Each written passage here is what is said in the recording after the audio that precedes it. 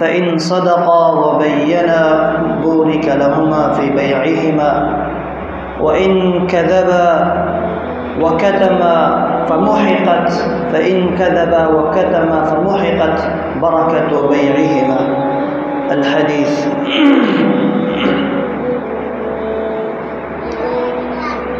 مشرکین مکہ نے جب مدینے پر مسلمانوں کے اوپر حملہ کرنے کا ارادہ کیا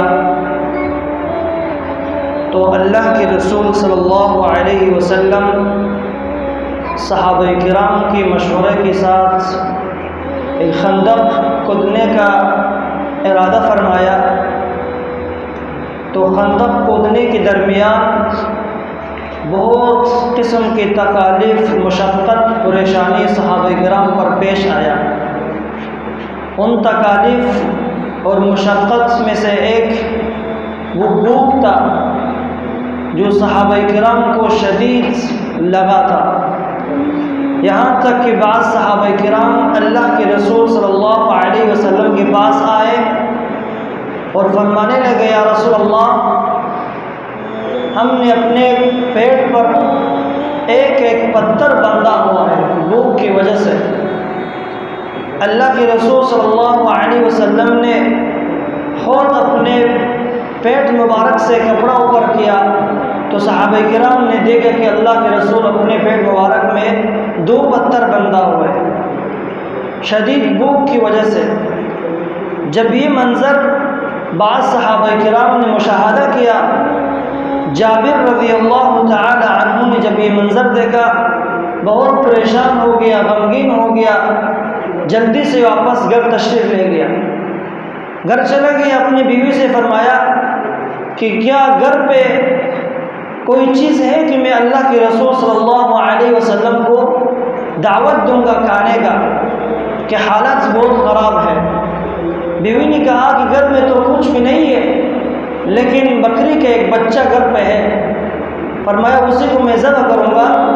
اب اللہ کے رسول صلی اللہ علیہ وسلم کو اور بعض بڑے بڑے صحابہ کرام کو بھی ساتھ میں دعوت دینا.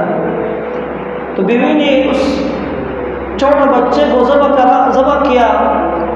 تو پھر جابر رضی اللہ تعالی عنہ آیا، اللہ کے رسول صلی اللہ علیہ وسلم کے کان میں فرمایا، یا رسول اللہ، میں نے گھر میں تھوڑا سے دعوت رکھا ہے آپ کے لیے، اور کچھ صحابہ کرام جو بڑے بڑے صحابہ ہیں ان کو اپنے ساتھ لے آئے.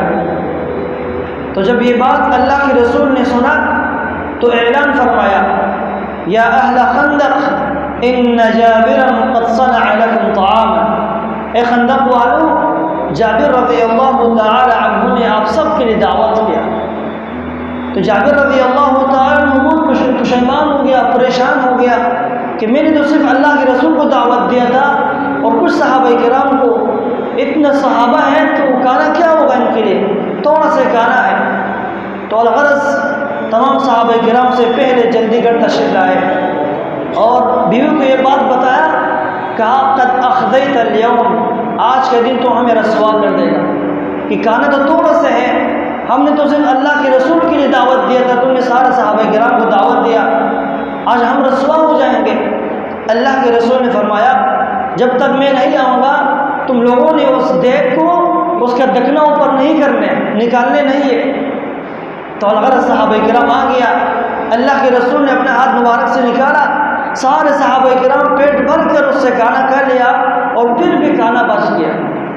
تو اس واقعہ سے نقطہ یہ ملتے ہیں کہ اصل چیز کم یا زیادہ ہونے کا مقصد نہیں ہے، اصل مقصد کیا ہے؟ برکت ہے. کہ جس چیز میں برکت ہوگا، اللہ رب العالمین نے جس چیز میں برکت ڈال دیا وہ یقیناً وہ کم ہو یا زیادہ ہو وہ دوامدار ہوگا. آج کل ہم کہتے ہیں اگر چیز زیادہ ہوگا تو پھر وہ فائدہ مند ہوگا، سب کو پہنچے گا، برکت والا ہوگا. نہیں، اگر چیز کم ہے اس میں اگر دھوکہ نہیں ہے، فریب نہیں ہے، یقیناً اس میں کیا ہے؟ برکت ہوگا.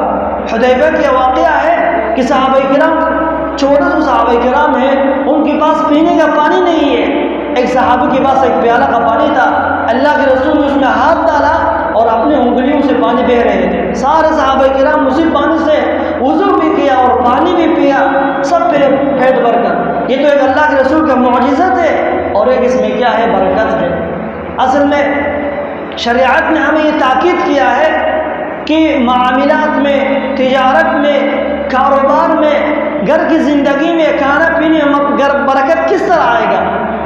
خصوصی دو باتوں کو شریعت نے تاکید فرمایا کہ جن کاروبار میں یا جس کھانے میں یا جس معاملات میں دو بات خصوصی ہوگا، یقیناً اس کام میں برکت اللہ رب العالمین ڈال دے گا۔ سب سے پہلے بات کیا ہے، اس میں سچائی ہو، اس میں سچ ہو۔ جو چیز آپ بیچ رہے، جو چیز آپ خرید رہے، اس میں اگر سچائی ہے تو یقیناً اس میں برکت ہوگا۔ اور دوسرا چیز، اس میں آپ کو عیب کو چھپانا نہیں ہے، عیب کو ظاہر کرنے ہیں۔ اگر ایک چیز آپ بیچ رہے، خرید رہے، اگر اس کو آپ مہنگا دے رہے یا سستا دے رہے، اس میں عیب ہے، عیب کو چھپا رہے آپ سستا لے لیا تو پھر اس میں برکت بالکل نہیں ہوگا۔ لقمان حکیم بن حزام کا حدیث سے فرماتے ہیں، اللہ کے رسول نے فرمایا البیعان بالخیار ما لم یتفرقا۔ دو آدمی مجلس میں بائع کر رہے، ایک سامان کے بارے میں لین دین کر رہے، اس وقت تک اس مجلس سے اٹھنے سے پہلے اختیار ان دونوں کو کہ وہ کیا کر رہے، واپس کر سکتے۔ پھر فرمایا اگر اس تجارت میں کیا ہو فَإِن صَدَقَا وَبَيَّنَا بُورِكَ لَهُمَا فِي بَيْعِهِمَا۔ اگر اس تجارت میں یہ دونوں سچ سے کام لے گا، سچ بولے گا اور اس کے اندر جو عیب ہے اس عیب کو بھی ظاہر کر دے گا، اللہ تعالیٰ اس کام میں برکت ڈال دے گا۔ لیکن پھر فرماتے ہیں وَإِن كَذَبَا وَكَتَمَا فَمُحِقَتْ بَرَكَةُ بَيْعِهِمَا۔ اللہ کے رسول صلی اللہ علیہ وسلم نے فرمایا اگر اس تجارت میں، اس بیع میں اس نے سچائی سے کام نہیں لیا، جھوٹ بولا اور اس کے عیب کو بھی چھپا دیا، اللہ کے رسول نے فرمایا اللہ تعالیٰ اس کی برکت کو بھی مٹا دے گا۔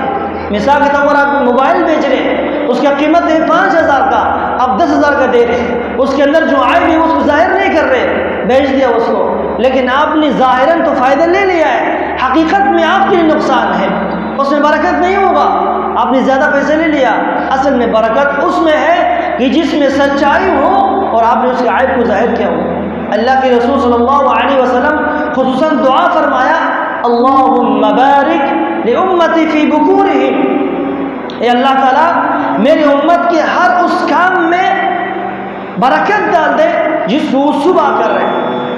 ایک دوسرا بات یہ ہے کہ سب سے پہلے انسان کاروبار میں، تجارت میں، معاملات میں، پڑھائی میں، کوئی بھی چیز ہو، صبح صبح انسان اس کام کا ابتدا کرے۔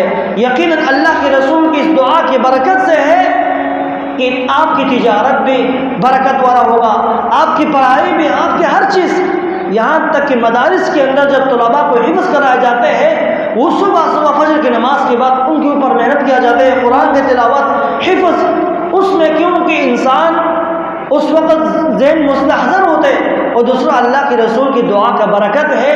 اس وقت ایک تاجر تھے مدینے کے اندر، فرماتے ہیں تاریخ میں ذکر ہے کہ ہم صبح صبح تجارت کے نکلتے تھے، کوئی کاروبار کرتے، باہر بیچے سامان تو ہم صبح صبح کرتے تھے، ہم اتنا مالدار ہو گیا کہ اتنا پہلے نہیں ہوا تھا۔ وجہ یہ تھا کہ اللہ کے رسول کی دعا کی برکت سے ہے کہ اللہ کے رسول نے فرمایا اللہ تعالیٰ میری امت کے ہر اس کام میں برکت ڈال دے جس کو یہ صبح کرے۔ تو لہٰذا سلف صالحین کا طریقہ کار کیا تھا، رات کو 2 بجے 3 بجے اٹھ جاتے ہیں اور نماز پڑھ کے سحری کر کے پھر اپنے کاروبار کے لیے نکل جاتے ہیں، اور پھر ظہر عصر کی نماز باہر بازار میں پڑھ لیتے ہیں اور مغرب عشاء گھر میں پڑھ لیتے ہیں۔ تو لہٰذا صبح اس لیے نکلتے ہیں، اللہ کے رسول کوئی جماعت، کوئی سریہ بھیجے تھے، صبح صبح بھیجے تھے۔ الغرض مقصد یہ ہے کہ جس تجارت میں برکت آپ چاہتے ہیں کہ اس میں برکت ہو تو 2 باتوں کا خیال کیجیے، اس میں سچائی اور اس کے عیب کو ظاہر کیجیے، اور تیسرا چیز کیا ہے، ہر اس کام کو صبح صبح کیجیے۔ اللہ کے رسول کی اس دعا کی برکت سے اللہ تعالیٰ اس میں برکت بھی ڈال دے گا۔ اللہ تعالیٰ سے دعا ہے کہ ہم سب کو ان باتوں پر عمل کرنے کی توفیق عطا فرمائے۔